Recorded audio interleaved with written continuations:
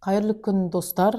Бүгінгі оқу және жеңіл күнделігінің келесі подкастының қонағы Ақбота Жаңалыққызы, Қостанай қаласы білім бөлімінің номер 17-ші жалпы білім беретін мектебінің қазақ тілі мен әдебиеті пәнінің мұғалімі, гуманитарлық ғылымдар магистрі, республикалық педагогикалық идеялар фестивалі конкурсының жеңімпазы, жастар саясаты мен білім және ғылым саласындағы жетістіктері үшін Қостанай облысы жастарының алтын кітабының лауреаты.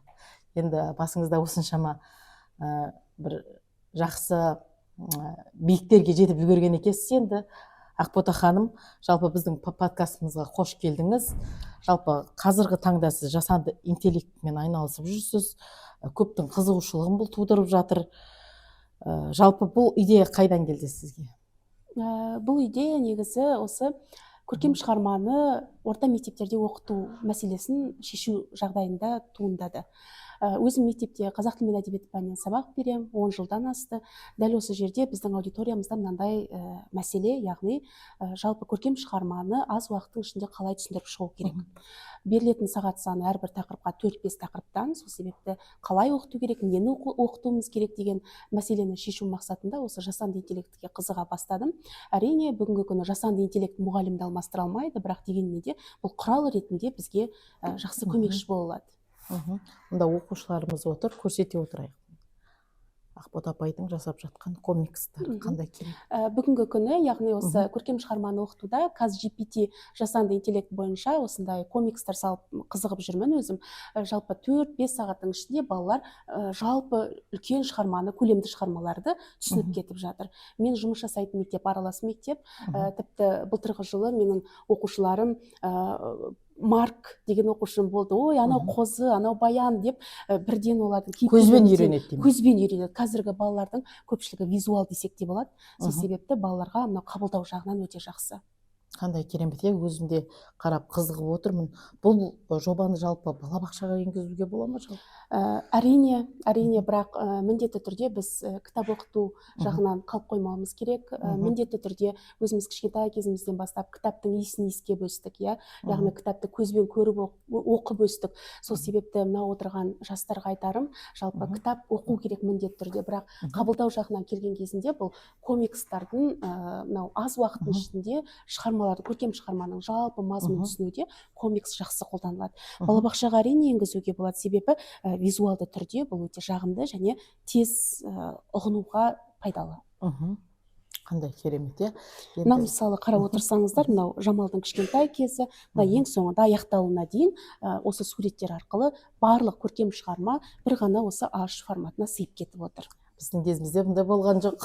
Болған жоқ. Көзбен елестетіп оқыдық. Біз Шұғаны сүйіп оқып, Ұлпанмен Ержеттік, Қыз жібекке еліктеп, Ақжүністі көрсе ғой деп армандап өстік. Сол себепті болашақ жастар жалпы кітап оқуды қолға алуымыз керек.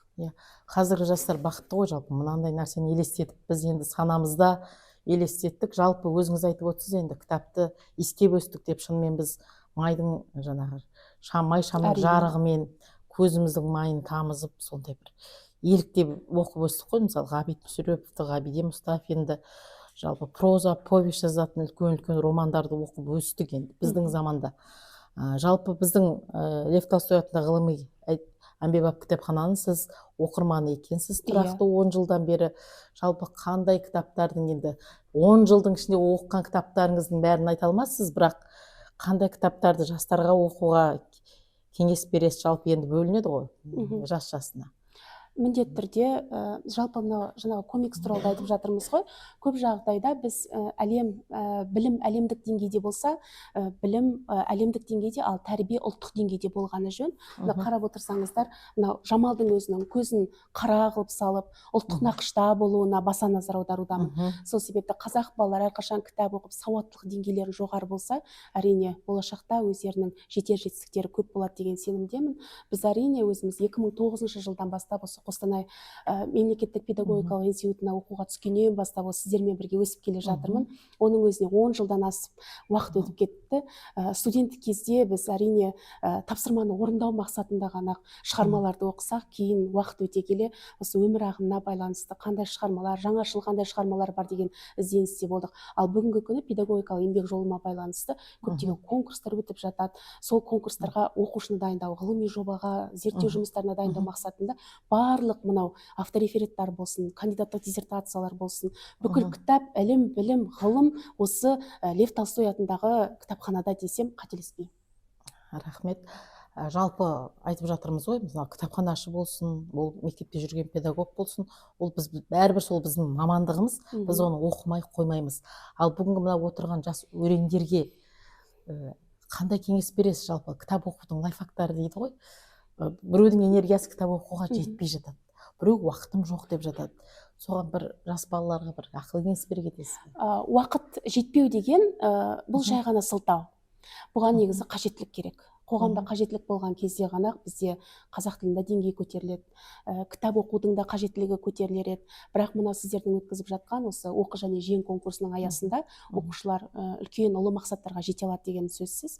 Енді бір айтып кететінім, осы оқы және жең конкурсының аясында менің өзім оқыған кітаптарым нағыз жастардың тәрбиесіне, бүгінгі күні ұлттық тәрбиеге, соның ішінде тектілікке жақсы жаңаша көзқараспен қарайтын Оразақын Асқардың Тұлпардың соңғы тұяғы деген шығармасын айтып кетер едім. Бұл жердегі сөз болатын нәрсе бұл тектілік. Қазақ халқының ешқашан тектілігін жоймаған. Егер де мысалы бұл жерде Оразақын Асқардың шеберлігін айтуымызға болады. Оқырман енді өздеріңіз оқып қарасаңыздар, бұған сүйсініп, таң қалып, қазақтың сондай тапқырлығына, сондай даналығына басыңды иіп оқитын шығармалардың бірі.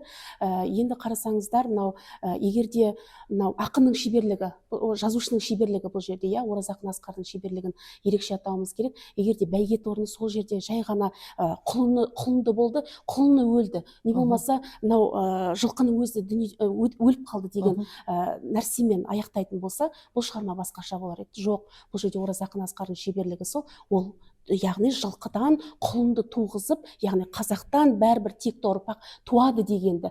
Бірақ соның артында егер де тектілікті сақтап қала алсақ, яғни егер де ол есектің сүтін ембеген кезінде ол тектілігін сақтап бәйге торы сияқты болар еді. Ал сол есектің сүтін емгеннен кейін, бірақ ол емгендіктен ол жуас, әлсіз, яғни есек мінезді болып кетті де, содан кейін ең соңында оның дүниеден өтіп кетуі, егер де біз өзіміздің тектілігімізді сақтай алмасақ, егер де осы данышпан бабаларымыздың кітабын оқымасақ, ақын жазушыларымызды білмесек, тектілігімізден жойылмайық деген ұлы мақсатты көрсетеді бұл шығармада. Дұрыс айтасыз, Ақбота ханым. Жалпы тектілік, ұлттық идеология деген үлкен тақырыптар ғой біздің бүгінгі жас ұрпақ үшін. Жалпы бұл балалар болашақта бір үлкен журналист, депутат, ұлы ұстаз, дәрігер болуы мүмкін, бірақ түптеп келгенде жүрегінде елге қызмет ететін жақсы ниет болу керек. Жаңағы айтып отқан шығармаңыздағылай. Жалпы бізде біздің қоғамда, қазір қоғамның шындығын айтайықшы, қазір бізде анау бір жасыл шұлық алсаң бақытты болып кетесің, менің мынандай марафоным бар, өте жақсы деген сияқты бір дүниелерді айтады да, бәрі соған мен таңғалатыным, бір оқыған адамдар жүреді, профессор болу керек, мүмкін ол сол мамандығын тастап кетеді. Сонда біз біздің қазынаның бәрі ұлттық кітапханада, кітаптың ішінде жатыр. Біз оның бәрін жаңағы сыпырып тастап, сиырып тастап, сол ненің артынан, жаңағы ерген бір тобырдың артынан еріп кетпеуіміз керек. Біз осы үшін, Ақбота ханым, неден күресті бастасақ болады? Осы бір үлкен қазақ үшін бір дерт болды ғой, жаңағындай марафонға қатысу, мен сізге бақыттың кілтін тауып берем, бақытты етем деген сияқты бір ұрандармен. Бұның барлығы түптеп келгенде бұл ата-анада, қара шаңырақта, бала тәрбиесінде, ата-анада. Көп жағдайда біздің ұстаздарға жалпы қойылатын талап жоғары қоғамда. Барлығына ұстаз міндетті, мектеп міндетті деп жатады. Бірақ соның барлығын отбасында, отбасынан кейін балабақшада, балабақшадан кейін ары қарай сіңдіре береді. Әрбір қоғамның әрбір кезеңдерінен өтеді.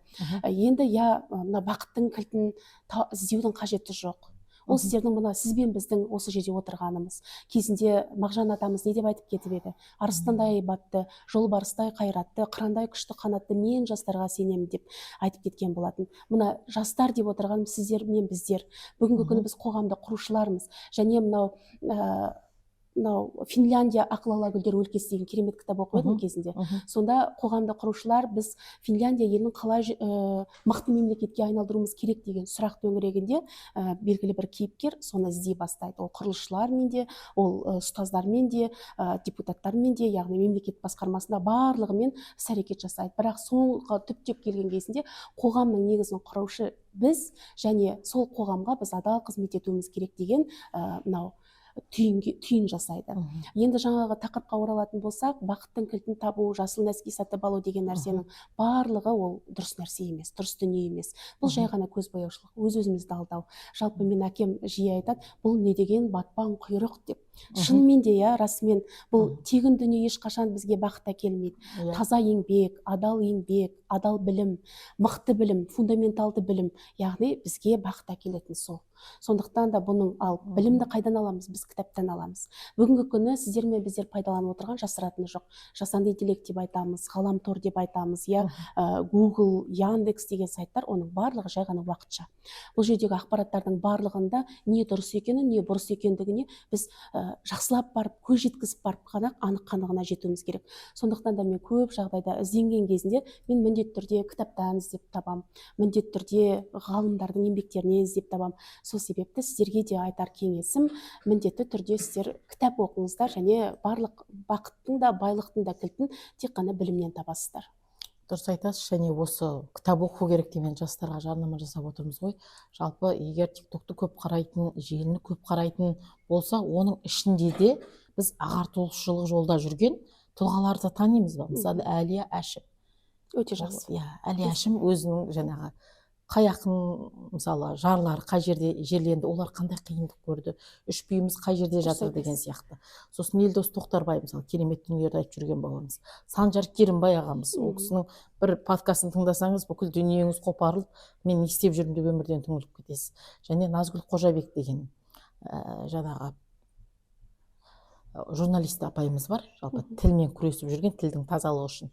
Енді тілдің мынау ешқандай бір қателіксіз сөйлеу үшін Жандос Жүсіпбек деген журналист Қостанай таңда түзетілді деген жобасын алды. Әр калька қате сөздерді тізіп, сол әрбір подкаст жаңағы өзінің бір сюжеті шығып тұрады. Қостанай таңда сондай бір жоба алынып жатыр.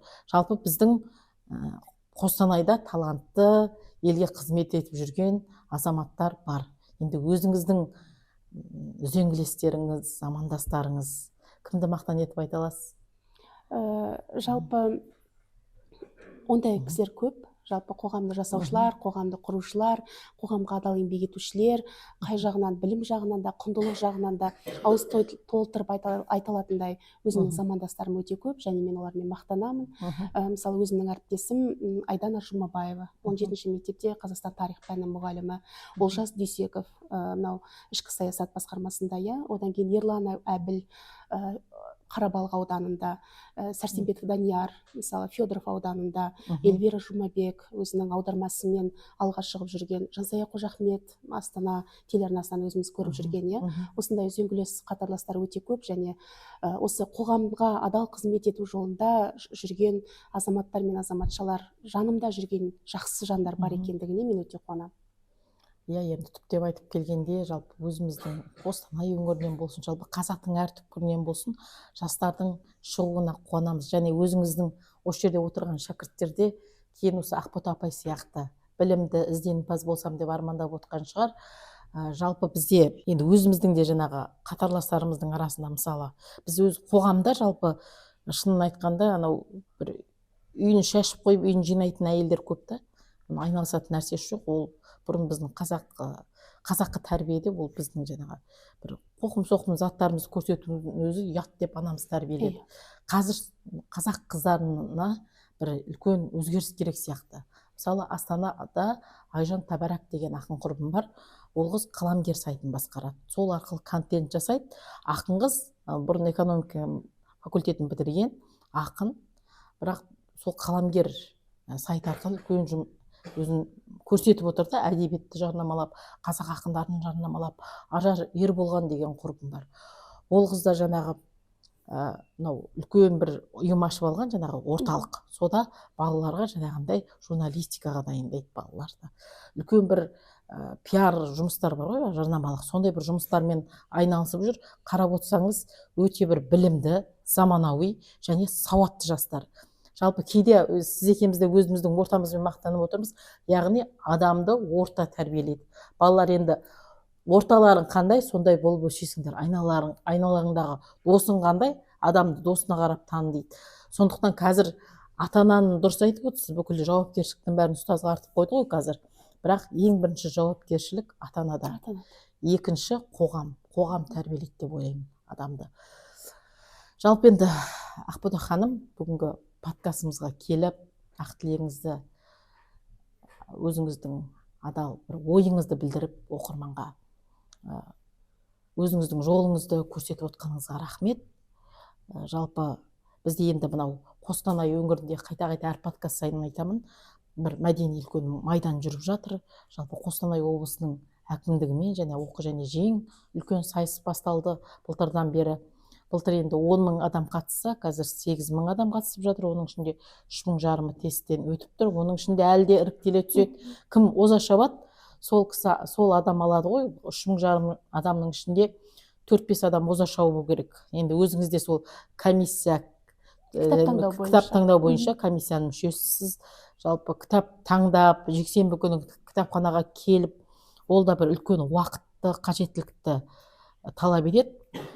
Сондықтан сізге енді рахмет айтамыз. Жалпы кітапхананың 10 жылдан бері оқырманысыз. Бұны осы сөздеріңізбен, білімділігіңізбен, сауаттылығыңызбен дәлелдеп отырсыз. Сіз сияқты халықтың тұтқасын ұстайтын жастарымыз көп болсын. Және біз өзіміздің ерекше алғысымызды Қостанай облысының әкімінің орынбасары Мұхамедқали Ринат Зәкейұлына және Тобыл Торғай тарландары және Қостанай қаласының зерделі ақыл ой мектебіне ерекше алғысымызды айтамыз. Келесі кездескенше сау, сәлемет болыңыздар.